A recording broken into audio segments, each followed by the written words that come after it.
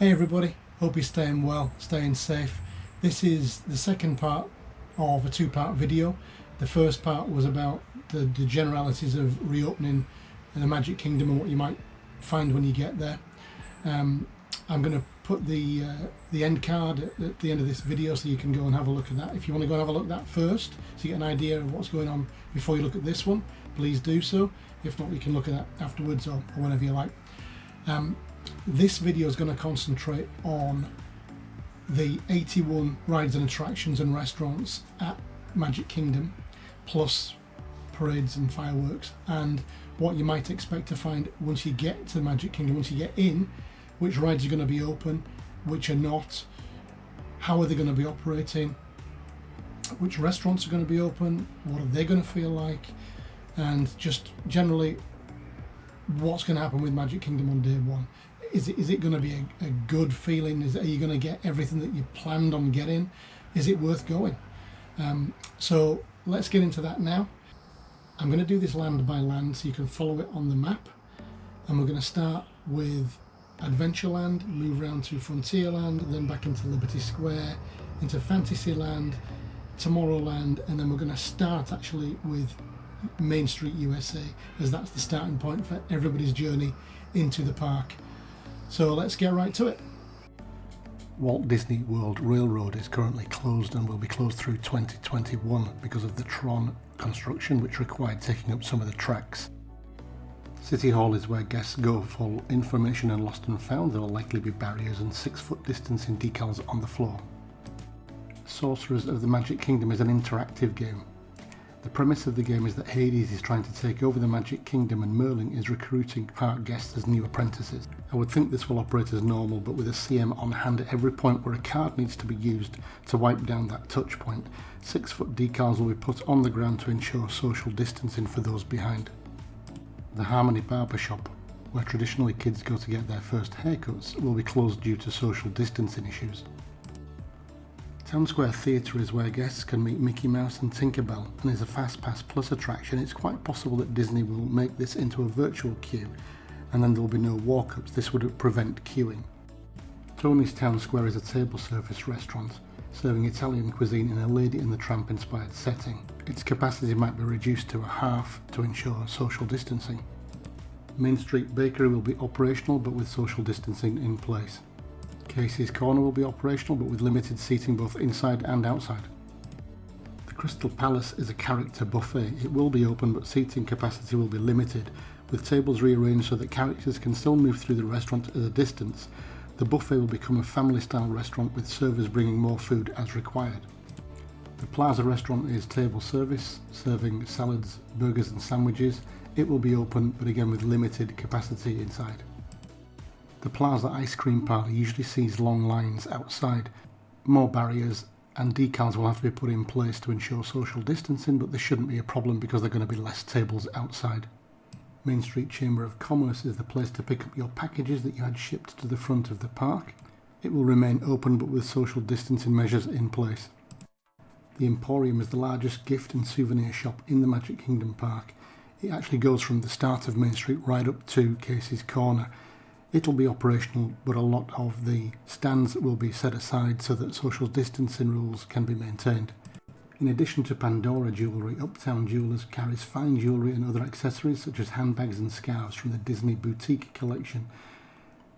The shop is also the best place in Magic Kingdom to find handbags by Dooney and Burke or Vera Bradley. It will remain operational but with less stands to ensure social distancing. We now move from Main Street USA into Adventureland and start with Swiss Family Treehouse.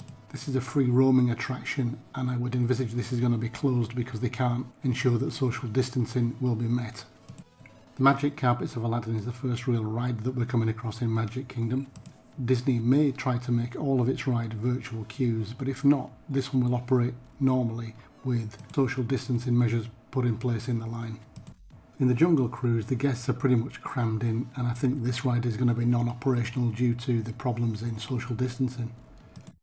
The Enchanted Tiki Room show will continue, I think, but with limited capacity due to social distancing. Pirates of the Caribbean will operate as normal, but with limited capacity, possibly with familial distancing between boats. A pirate's adventure is interactive and also draws quite a large crowd, and for those reasons I think this is going to be non-operational. The Sunshine Tree Terrace is one place you can get a Dole Whip from. It'll be operational but with social distancing in place. The Skipper Canteen is a table service restaurant serving African, Asian and Latin cuisine. It will remain operational but with limited capacity.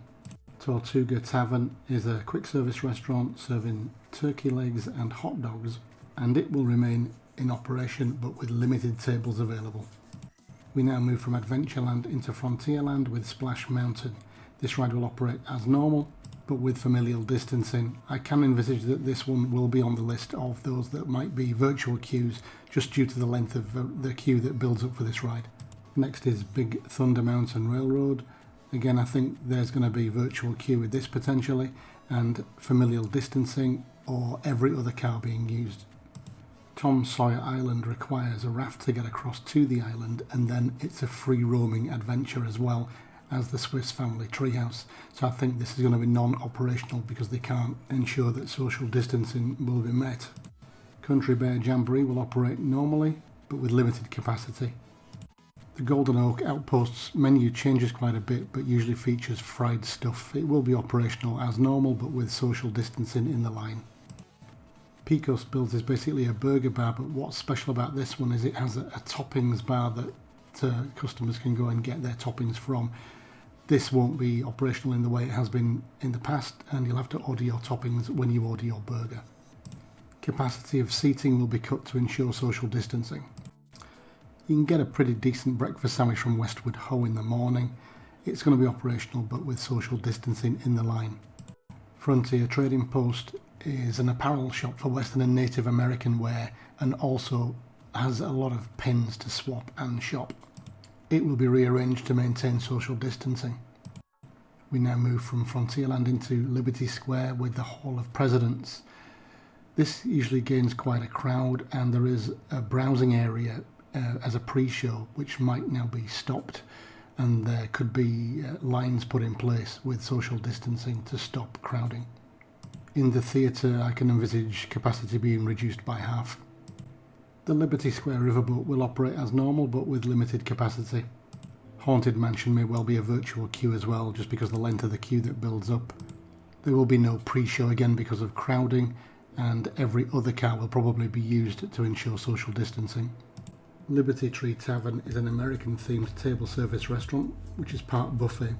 The buffet part will now be stopped in favour of it being all family style served. There will also be limited seating capacity due to social distancing. The Diamond Horseshoe is another American-themed table service restaurant. It will be operational as normal but with limited capacity. The Columbia Harbour House is a quick service restaurant. It will remain operational as normal but with social distancing in the line and limited tables available. Liberty Square Market has both hot dogs and grab-and-go items that customers can pick up.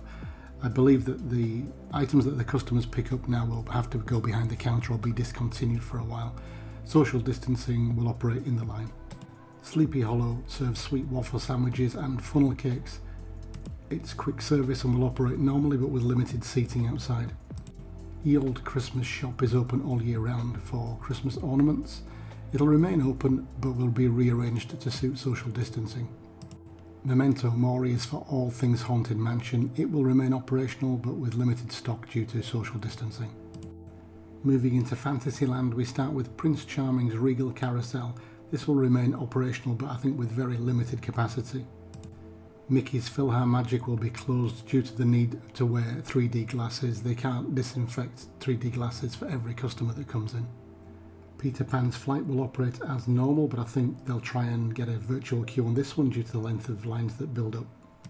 It's a Small World will operate with limited capacity just due to proximity of people in the boats. Boats might be separated by families or with half capacity. Enchanted Tales with Belle I think will have to stop due to interaction and proximity of people just crowding. Journey of the Little Mermaid I think again will operate as normal but with limited number of ride vehicles. Could be a virtual queue again. I still think you'll be able to meet Ariel, although there won't be any interaction and you'll have to stay 6 feet away from her. Pete's Silly Sideshow is a character meet and greet with Donald and Goofy, again operational but with no interaction with the characters. Casey Jr.'s Splash and Soak Station is an interactive get wet place really for small kids. I can't see this being operational just due to proximity of children and water. The Barnstormer will be operational but with limited capacity. Dumbo the Flying Elephant will also operate normally but again with limited capacity.